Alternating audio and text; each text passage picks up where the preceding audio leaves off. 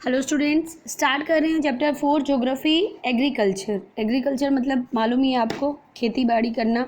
ठीक है, एग्रीकल्चर को अगर हम देखते हैं कि अगर इंडिया के कंटेस्ट में देखते हैं तो इंडिया के कंटेस्ट में एक सेकेंड, इंडिया के कंटेस्ट में अगर हम एग्रीकल्चर को देखते हैं तो आप लोग ये देख लीजिए कि इंडिया यानी भारत में भारत एक कृषि प्रधान देश है। ये बोला ही जाता है कि यहाँ क्योंकि 2/3 जनसंख्या, यहाँ की जो 2/3 पॉपुलेशन जो है वो अंगेज रहती है कृषि से, जो एग्रीकल्चर से जुड़ी हुई एक्टिविटी में। अगर आप कहते हैं कि आप नहीं करवा रहे कोई भी ऐसा काम या आप एग्रीकल्चर नहीं कर रहे या आप एग्रीकल्चर से लिंक नहीं है तो ऐसा नहीं है।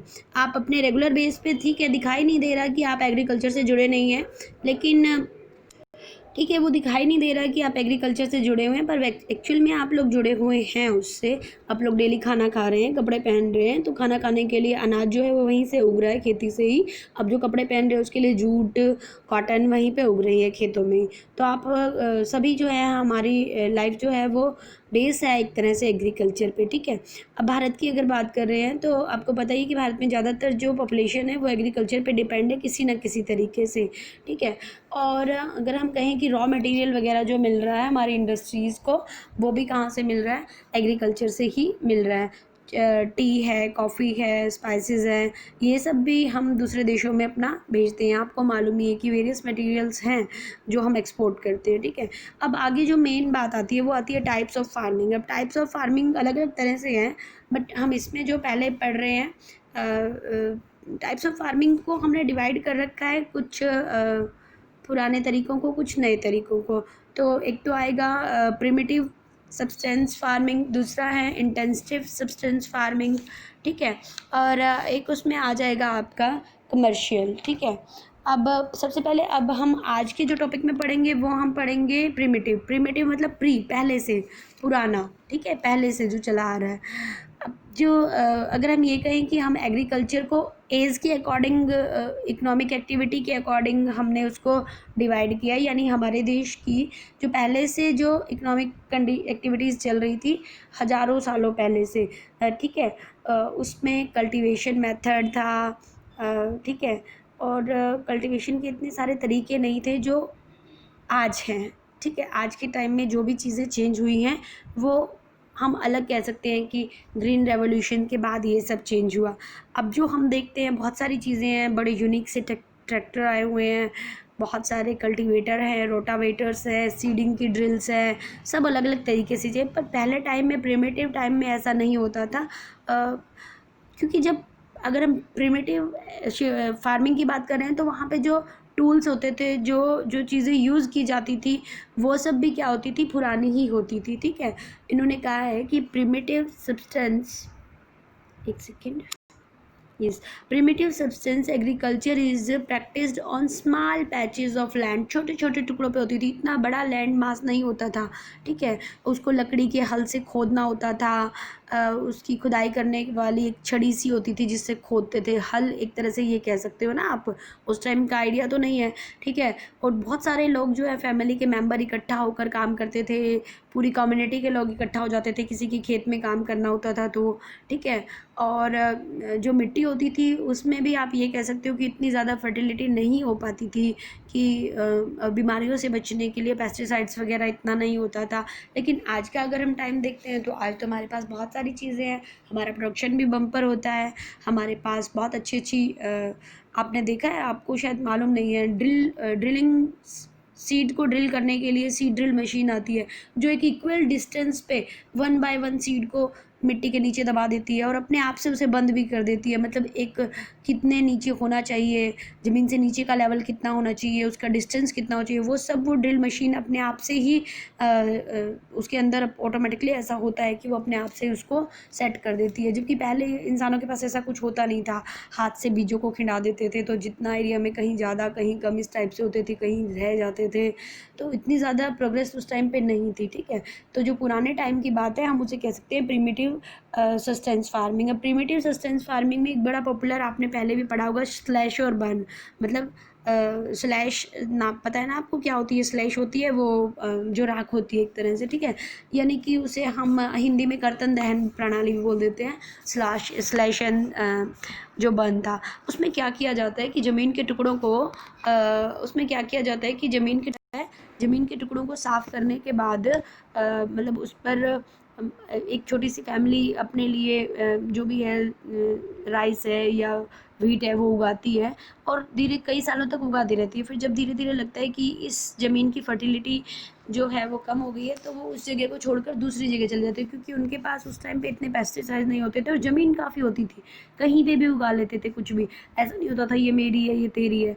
अब लोग कम होते थे, ज़मीन ज़्यादा होती थी, तो वो वहाँ पे तो आग लगा के उसे छोड़ जाते थे, ताकि उसमें जो फिर ऐश निकलेगी वो ऐश वहीं पे पड़ी रहेगी, उसके ऊपर बारिश आएगी और वो फर्टिलिटी उसकी अच्छी हो जाएगी, ठीक है, ज़मीन की। लेकिन वो दूसरी जगह पे ज़मीन का टुकड़ा साफ़ करते, वहाँ पे इसी तरह से फिर से जो है एग्रीकल्चर करने लगते, अपना क्रॉप्स वगैरह उगाते।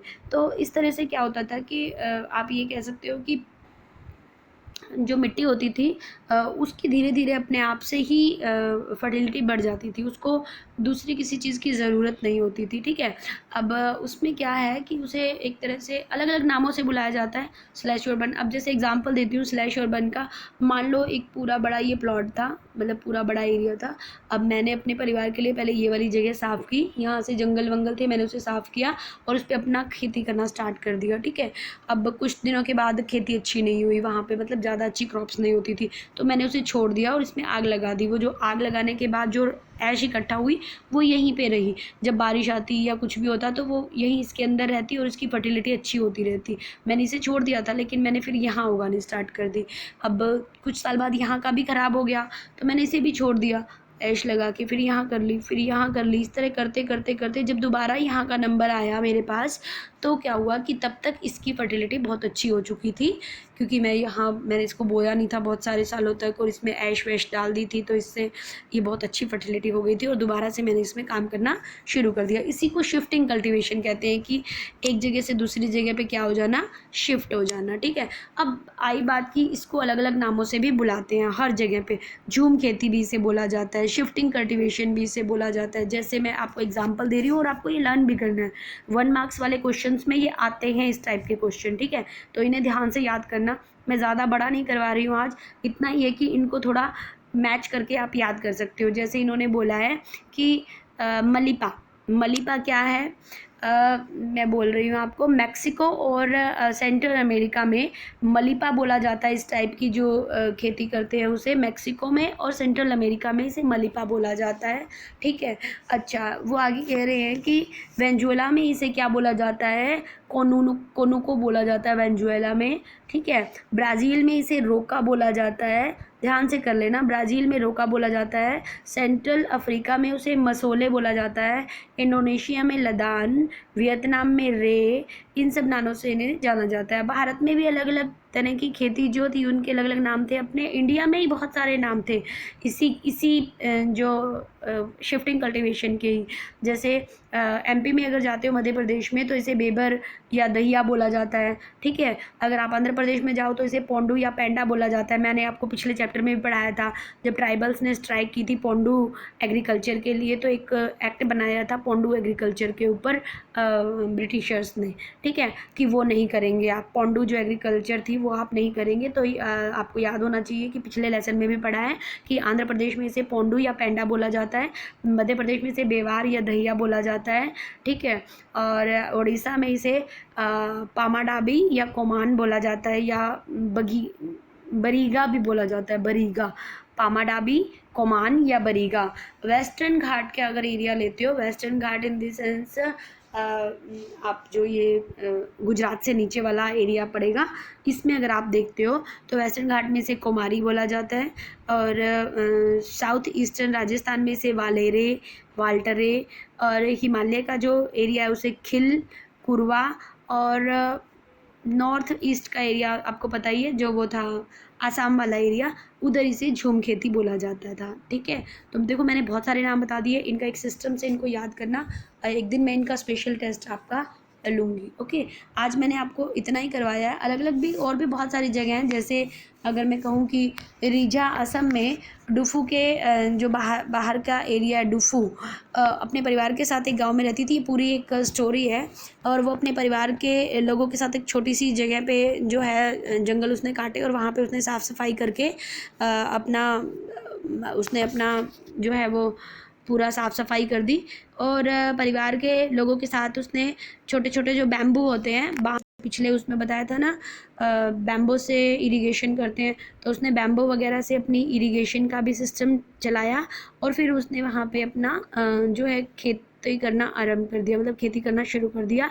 और जब तक हो सका वो वहाँ रहना चाहती थी, पर हुआ क्या कि जो मतलब धीरे धीरे उसकी जो खेत था ना, उसकी फर्टिलिटी ख़त्म होने लगी, तो उसे वहाँ से छोड़कर कोई नए जगह पे जाना पड़ा। ये मैंने आपको 4.1 जो आपकी इसमें था बुक में फिगर था, उसके ऊपर वाले एरिया का। तो मैंने आज आपको ये करवाया है एग्रीकल्चर के टाइप्स में। फर्स्ट जो था प्रिमिटिव सब्सटेंस फार्मिंग, और इसमें जो मैंने आपको ज़्यादा नहीं करवाया, इतना ही एरिया आपको जो करवाया है मैंने, कि आपको जो ये मैंने आपको बताए हैं ना कि इनको किन किन नामों से बुलाते हैं, ये आपको ज़रूर याद करने हैं, क्योंकि ये 1 मार्क्स के क्वेश्चन में या फिलअप में इस टाइप के क्वेश्चन आ जाते हैं। ये ज़रूर याद कर लेना सभी। ओके, नेक्स्ट वीडियो जब कल होगी उसमें आगे का करेंगे। Okay, thank you.